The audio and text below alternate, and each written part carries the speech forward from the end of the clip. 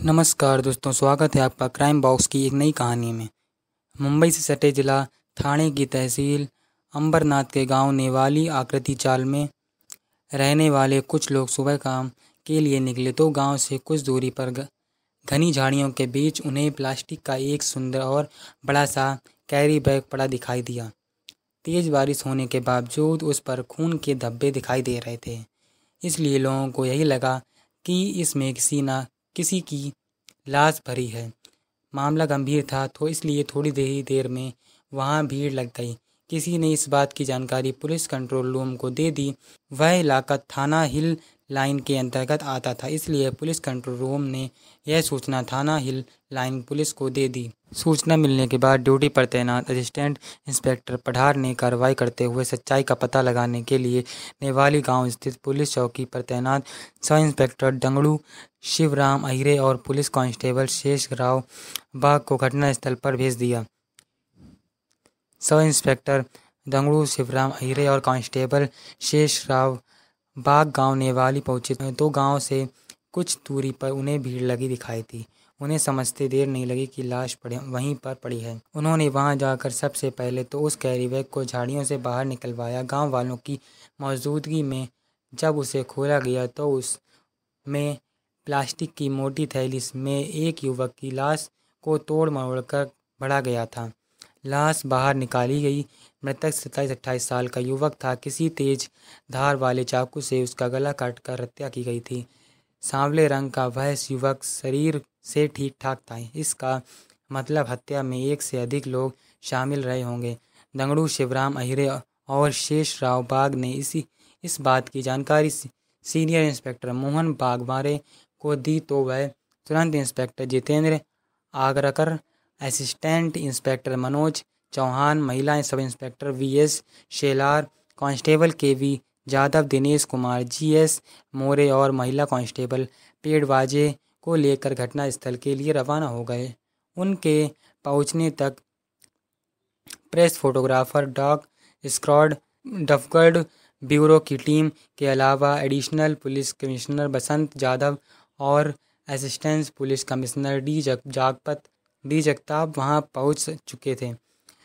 Dog squad, press photographer और डॉगग्राफर bureau का काम खत्म हो गया तो घटनास्थल और लाश का निरीक्षण किया गया। इसके बाद लाश की शिनाख्त की बात आई तो भीड़ में मौजूद कुछ लोग ने मृतक की शिनाख्त कर दी। मृतक का नाम संजय हजारे था।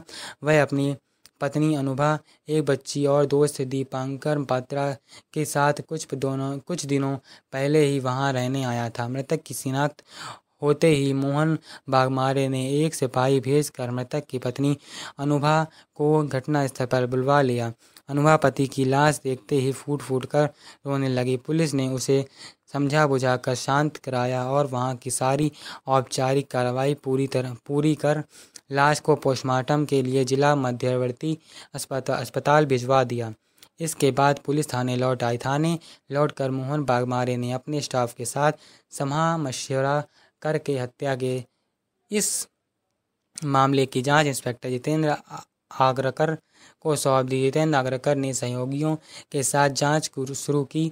उन्हें मृतक संजय हजारे की पत्नी अनुभा और साथ रहने वाले उसके दोस्त दीपांकर पात्रा पर शक हुआ, क्योंकि घटनास्थल पर जब अनुभा रो रही थी तो उन्होंने महसूस किया कि पति की मौत पर कोई पत्नी जिस तरह रोती है वैसा दर्द अनुभा के रोने में नहीं था।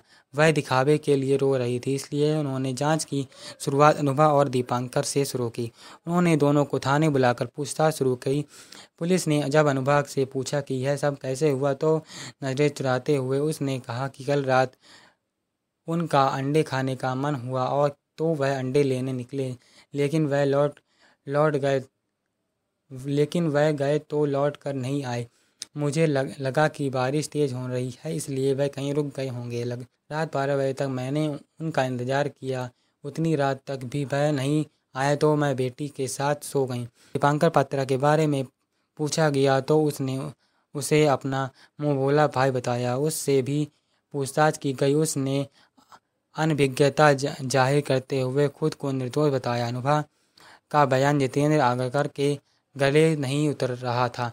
जिस औरत का पति रात को घर न आए, भला वह निश्चिंत होकर कैसे सो सकती है। इसके अलावा दीपांकर ने पूछताछ में जो बयान दिया था वह अनुभा के बयान से एकदम अलग था। अनुभा ने उसे मुंह बोला भाई बताया था, जबकि दीपांकर ने खुद को उसका दूर का रिश्तेदार बताया। इसी वजह से अनुभा शक के घेरे में आ गई। लग रहा था कि किसी न किसी रूप में अनुभा पति की हत्या में शामिल है, लेकिन पुलिस के पास उसके खिलाफ कोई ठोस सबूत न होने की वजह से पुलिस उस पर सीधा आरोप नहीं लगा पा रही थी। पुलिस सबूत जुटाने के लिए वहां पहुंची जहां संजय अनुभा के साथ पहले रहता था, क्योंकि शिनाख्त के दौरान लोगों ने बताया था कि मृतक यहां कुछ दिनों पहले ही रहने आया था। अनुभा और दीपांकर ने पूछताछ में बताया था कि यहां आने से पहले वे अंधेरी पूर्व के गौतम नगर में रहते थे। जितेंद्र आगरकर ने अपने सहयोगियों को गौतम नगर भेजकर संजय की और उसकी पत्नी के बारे में पता किया, तो वहां से पता चला कि संजय और उसकी पत्नी अनुभा के बीच अक्सर लड़ाई झगड़ा होता रहता है। झगड़े की वजह से अनुभा के संजीव सिनारवा के साथ के अवैध संबंध थे। संजीव पहले उसके साथ ही रहता था, बाद में उसे अलग कर दिया गया था। इसके बावजूद अनुभा उससे मिलती रहती थी। जहां जांच टीम के लिए यह जानकारी महत्वपूर्ण थी, परंतु पुलिस ने तुरंत संजीव को हिरासत में ले लिया। थाने लाकर जब उससे पूछताछ की गई तो हर अभियुक्त की तरह उसने पुलिस को गुमराह करने की कोशिश की, लेकिन पुलिस को पूरा विश्वास था कि हत्या इसी ने की, इसलिए पुलिस ने उससे सच उगलवा ही लिया।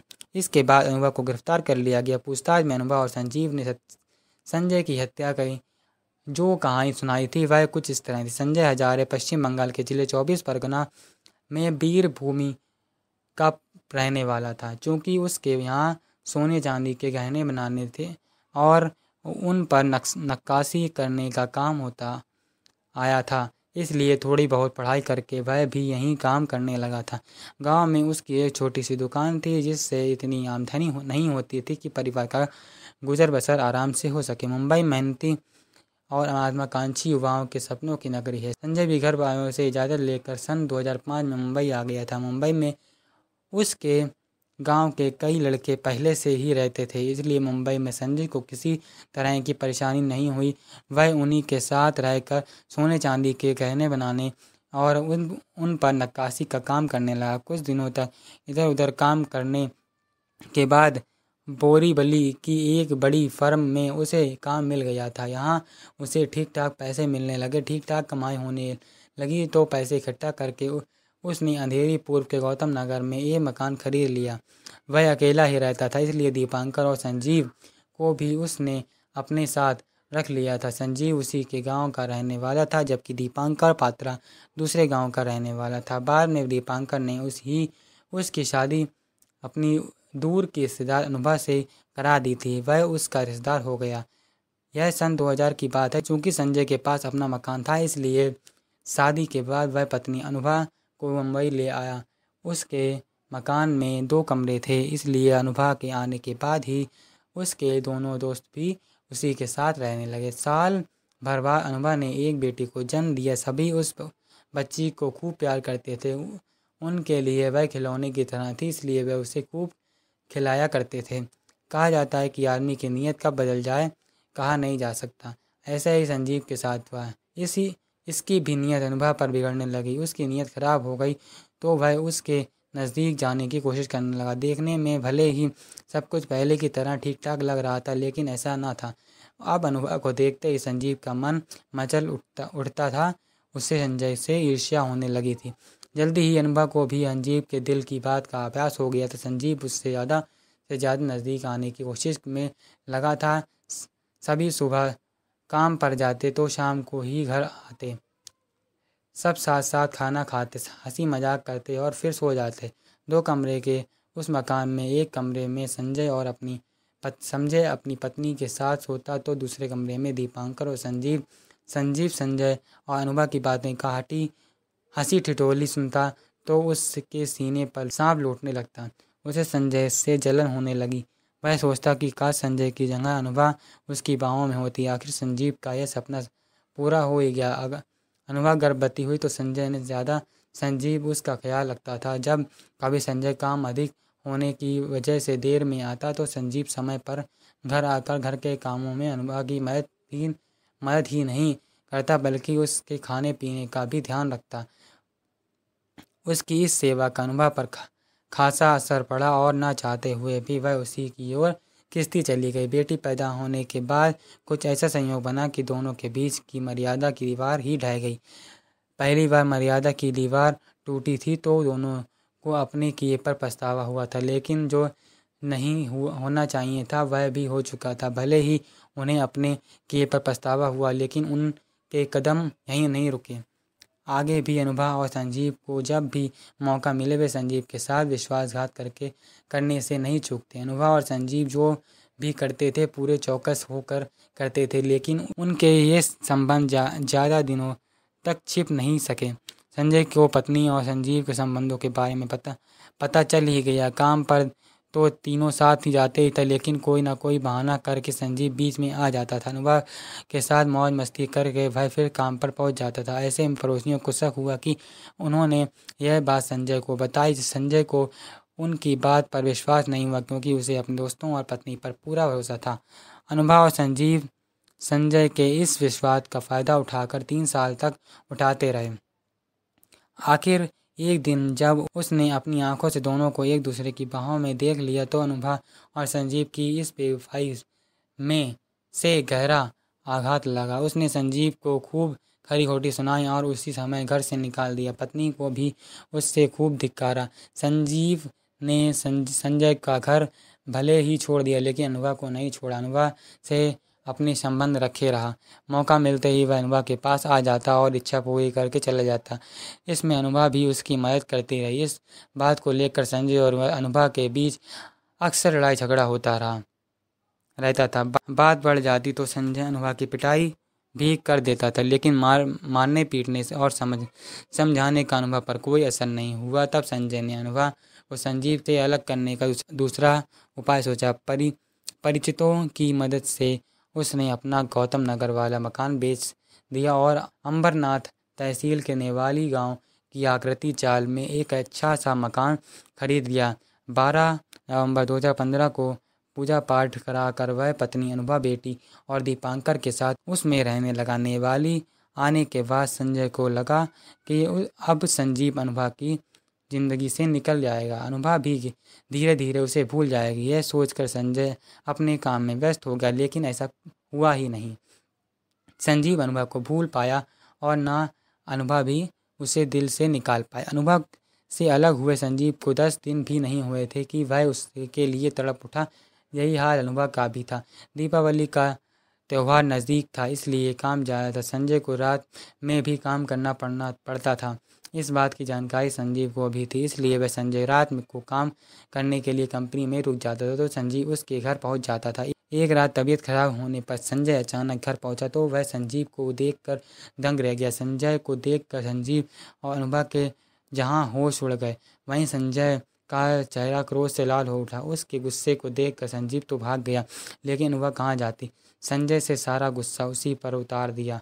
उसने उस दिन उसकी जमकर पिटाई की। पत्नी को मार पीट कर वह घर से बाहर निकाल दिया। संजय के घर से बाहर जाते ही के बाद कुछ देर तक तो अनुभा रोती रही। उसके बाद उसे अपने और संजीव के बीच रोड़ा बनने वाले संजय से इस तरह नफरत हुई कि उसने तुरंत एक खतरनाक फैसला ले लिया। उसने उसी समय संजीव को फ़ोन करके कहा, संजीव अब बहुत हो चुका। संजय को अपने रास्ते से हटाना ही होगा। हमारे संबंधों को लेकर जब देखो तब वह मुझे मारता रहता है। शहर से लेकर गांव तक मुझे बदनाम भी कर दिया है। मेरा जीना हराम हो गया है। उसने मुझे कहीं का नहीं छोड़ा है। लोग मुझ पर थूक रहे हैं, इसलिए मैं चाहती हूँ इस किस्से को ही ख़त्म कर दिया जाए। अनुभा की बात सुनकर संजीव का दिमाग घूम गया। उसने अनुभा को धीरज बांधते हुए कहा, ठीक है, मैं उसकी व्यवस्था कर दूंगा। तुम कल 8:30 बजे आ जाना, मैं तुम्हारा इंतज़ार करूंगी। अनुभा ने कहा और फ़ोन काट दिया। 23 नवंबर 2015 को संजीव ने बाजार जाकर एक तेज धार वाला चाकू खरीदा और ठीक समय पर संजय के घर पहुंच गया। संजय उस समय तक घर नहीं आया था। अनुभा ने उसे पीछे वाले कमरे में छिपा दिया और संजय के आने का इंतजार करने लगी। उस समय दीपांकर घर पर नहीं था, वह अपने एक दोस्त के यहाँ गया था। रात 10 बजे के करीब संजय घर आया तो अनुभा मुंह फुलाए बैठी थी। संजय ने उससे खाना मांगा तो खाना देने के बजाय वह उससे उलझ पड़ी और उसे कसकर पकड़ लिया। इसके बाद अंदर छिपा संजीव एकदम से बाहर आया और साथ लाए चाकू से गले पर हमला कर दिया। चाकू लगने से संजय चीखा और ज़मीन पर गिर पड़ा। दोनों ने उसे तब तक दबोचे रखा जब तक वह मर नहीं गया। संजय मर गया तो वे उसकी लाश को ठिकाने लगाने की तैयारी करने लगे। संयोग से उसी समय मौसम खराब होने की वजह तेज़ बारिश होने लगी। बरसात की वजह से बस्ती के लोग अपने अपने घरों में बंद हो गए तो उन्हें लाश ठिकाने का अच्छा मौका मिल गया। दोनों ने लाश को एक प्लास्टिक की मोटी थैली में फ्लैट पर कैरी बैग में भरा और रात करीब 2 बजे के करीब उसी बारिश में ले जाकर बस्ती से लगभग 200 मीटर की दूरी पर स्थित घनी झाड़ियों में फेंक दिया। पूछताछ के बाद जितेंद्र आगरकर ने हत्या के इस मामले को अपराध संख्या 346-215 पर दर्ज कराकर अनुभा और संजीव को अदालत में पेश किया गया, जहां से उन्हें जेल भेज दिया गया। कथा लिखे जाने तक दोनों जेल में बंद थे। धन्यवाद।